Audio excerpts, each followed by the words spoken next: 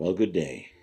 Today is Monday, March the 9th, and today's poetry reading is going to be from Maya Angelou, a poem called Phenomenal Woman.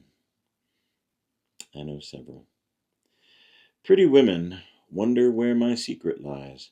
I'm not cute or built to suit a fashion model's dress, but when I start to tell them, they think I'm telling lies. I say, it's in the reach of my arms, the span of my hips, the stride of my step, the curl of my lips. I'm a woman, phenomenally. Phenomenal woman, that's me. I walk into a room just as cool as you please, and to a man the fellows stand or fall down on their knees. When they swarm around me, a hive of honey bees, I say, it's the fire in my eyes and the flash of my teeth, the swing in my waist and the joy in my feet. I am a woman, phenomenally. Phenomenal woman, that's me. Men themselves have wondered what they see in me. They try so much, but they can't touch my inner mystery. When I try to show them, they say they still can't see. And I say, it is in the arch of my back, the sun of my smile, the ride of my breasts, the grace of my style. I am a woman, phenomenally. Phenomenal woman. That's me.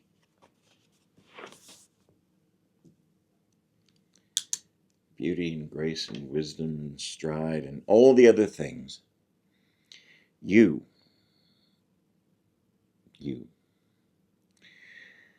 Today, in our little ongoing reach out towards commitment to one's art, the title is going to be basically how I schedule the deep work that I do. I have my notes in front of me, so I'll be referring to them for a moment from time to time. But this is me. This is you. This is how it worked for me. Here is my opinion, for whatever that is worth.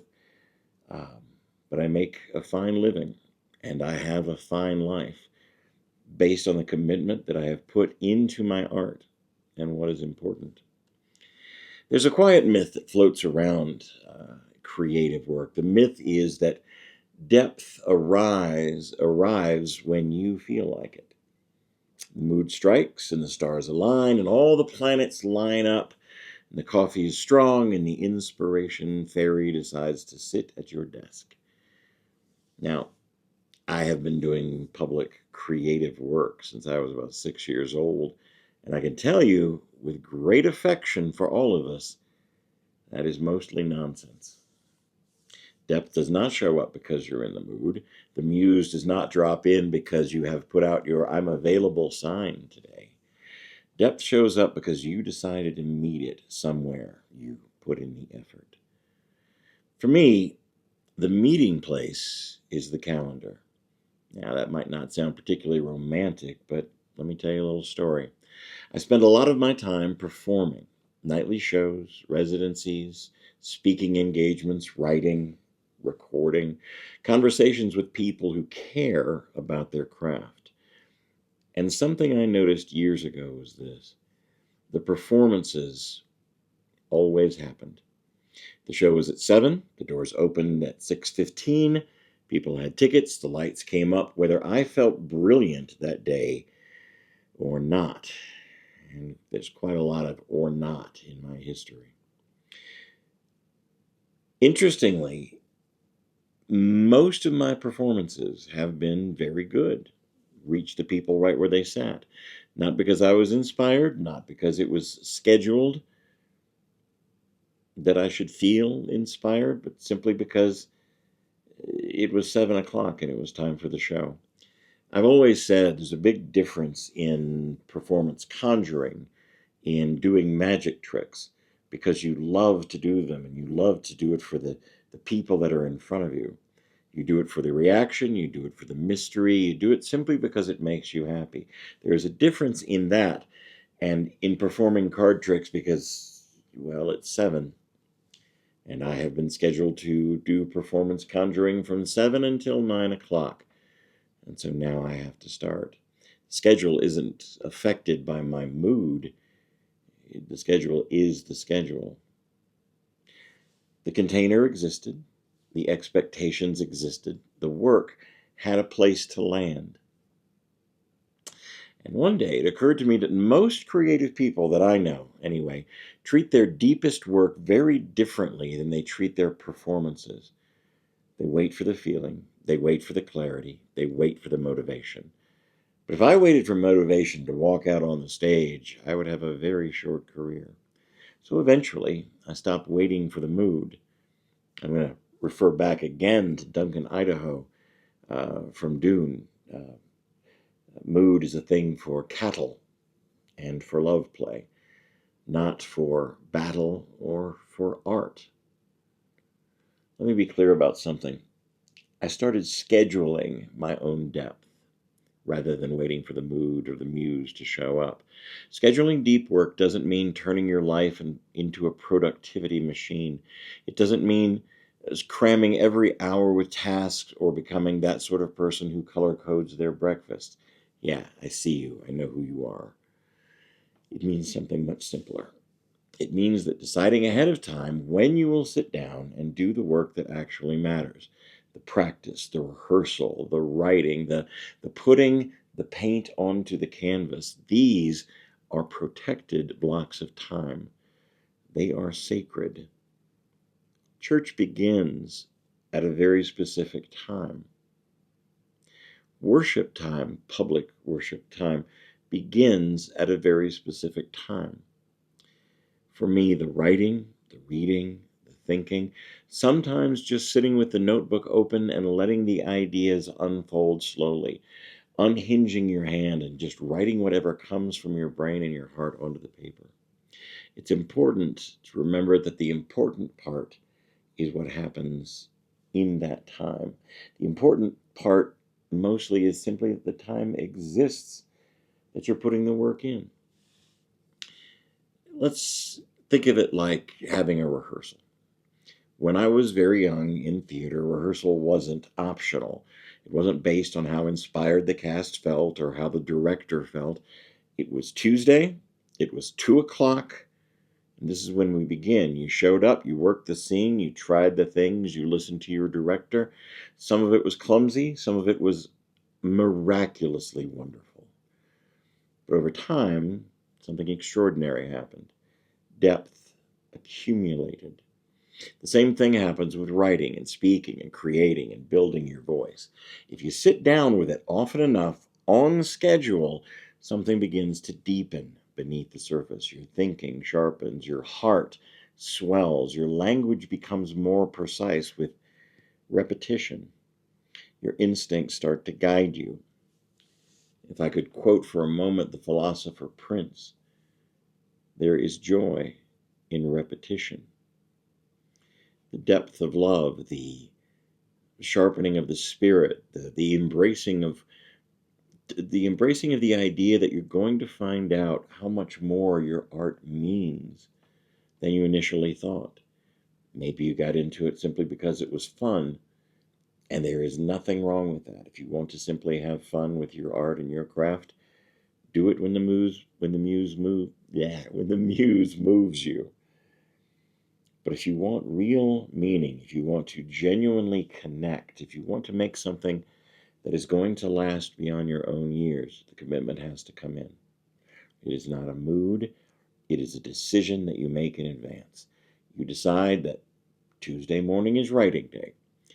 Friday afternoon is based for reflection, where you simply look back and focus on the things that you have accomplished this week. Some days it's going to flow beautifully, and sometimes it's like pushing a stone up a hill.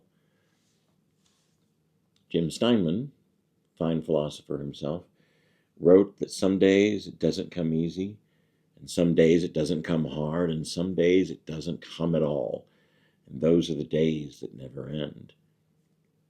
But you are digging your foundation.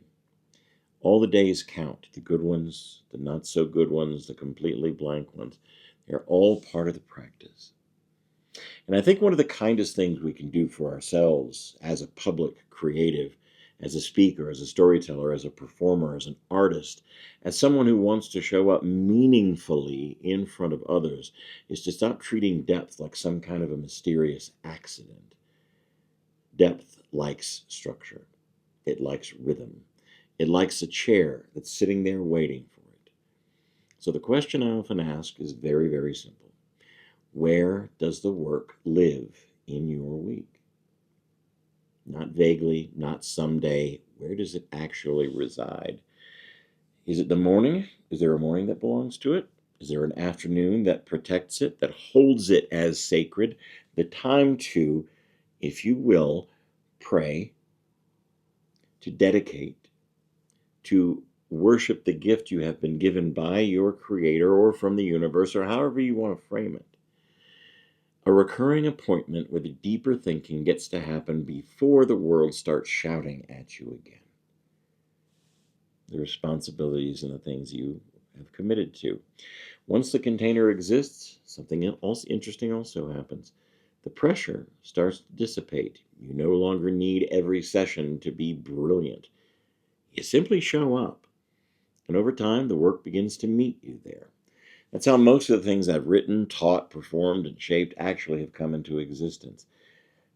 When I was wanting to add cylinder and coin as a classic magic effect, many, many decades ago when it was created, I saw a magician perform it, and I thought it's beautiful. It's a beautiful, encompassing routine that I would really like to do, but I want my own voice in it. I started by learning the moves, by learning the trick, by learning the routine and the way it should go, repetitively for months on months until I had it down to where where my hands knew the routine without thinking too much about it. And then, while I continued to rehearse and practice, I started trying to write a story for it. And it took 10 years from the time I began to the time I was finally satisfied with the story that I was going to put on it. Now, when the story presented itself 10 years later, the entire routine was done and set for audience to see it within a week. But without that 10 years of thinking and rejecting and rehearsing, it never would have come. That last week would never have come. And it would still be sitting in a drawer waiting to be brought forward. I scheduled a time to think about it, to write about it, and rejected and rejected and rejected because it didn't feel 100% me. But when the muse finally saw that I had put enough time in and presented herself, I was ready. And it's one of my favorite pieces still, and it's one of the things that gets talked about the most in the shows that I present. There are bursts of inspiration, but through quiet, scheduled return, those bursts become more frequent, just showing up again and again and again and again. And if you're someone who cares about depth in your work, in your voice, in the way you show up for others, I would gently encourage you to try it for a week.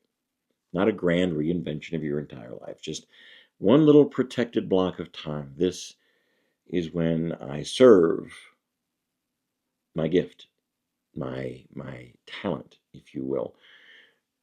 Put 90 minutes in, 2 hours, if you're feeling ambitious. Put it on the calendar the way you would a meeting with someone important, someone vital. It is vital if that's the path you choose to take. It is a meeting with the work that you are becoming. And if you keep that appointment often enough, you may discover something really, really reassuring. Mood is irrelevant.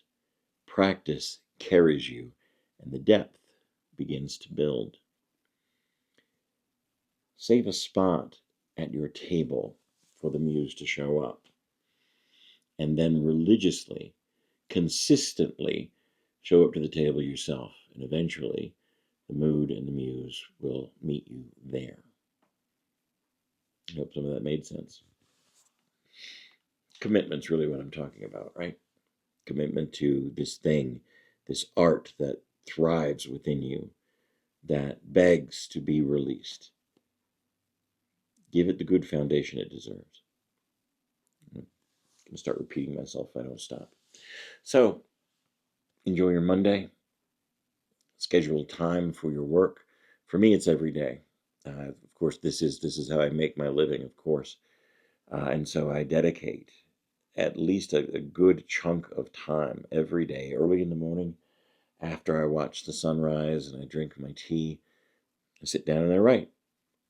And then later I have a time set out to make these videos and to decide what next month is going to bring.